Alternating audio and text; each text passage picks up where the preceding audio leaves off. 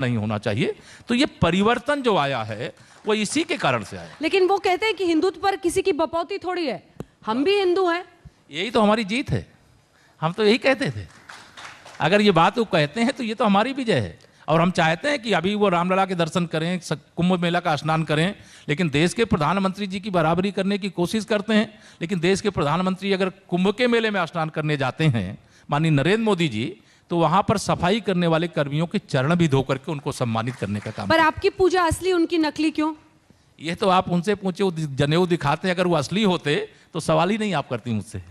सवाल ही इसलिए कर रही हैं कि उनका सब दिखावा है और हमारे अंदर असलियत है। मुस्लिम तुष्टीकरण की आपने बात की तो असदुद्दीन ओवैसी आ गए हैं, आपकी टीम भी है, 100 सीटों पर लड़ रहे हैं। विपक्ष का यही कहना है कि वो आपकी टीम भी है, ध्रुवीकरण करने के लिए आप उनको हर बार बुला लेते हैं। देखिए, ये विपक्ष का मामला है। हम एक बात कहते हैं, 100 में से 60% वोट हमारा है, 40% वोटों में बंटवारा है और बंटवारे में भी हमारा है। ये बात हम सदा कहते रहे और कह रहे हैं आज भी।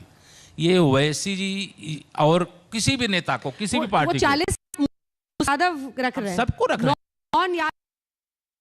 जो ओबीसी है वो आप कह रहे हैं आपकी तरफ है। 100% में 60% हमारा है, 40% में बंटवारा है और बंटवारे में भी हमारा है।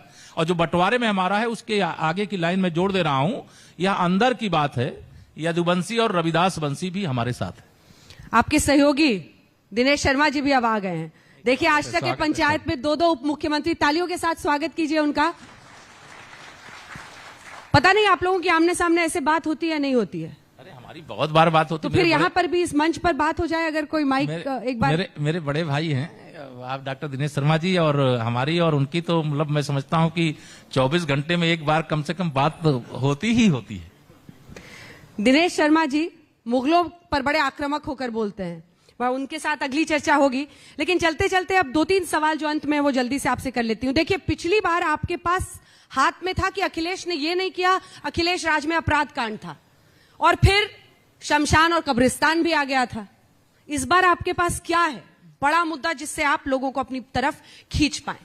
देखिए, सबसे पहली बात होती है सबका साथ, सबका विकास, सबका विश्वास। आज यह स्थिति है कि सपा बसपा 2019 में जब एक साथ भाजपा के खिलाफ लड़े, मोदी जी के खिलाफ लड़े, तो उत्तर प्रदेश के इतिहास का इससे बड़ा गठबंधन कोई नहीं हो सकता था।